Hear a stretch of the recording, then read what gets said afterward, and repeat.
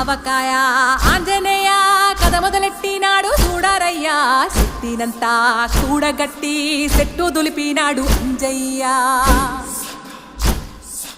ఎర్ర ఛాయ కోతి అవతార వెంటమాయ కత్తి సేత పట్టకుండా కాయ కోసినాడు కపిలయ్య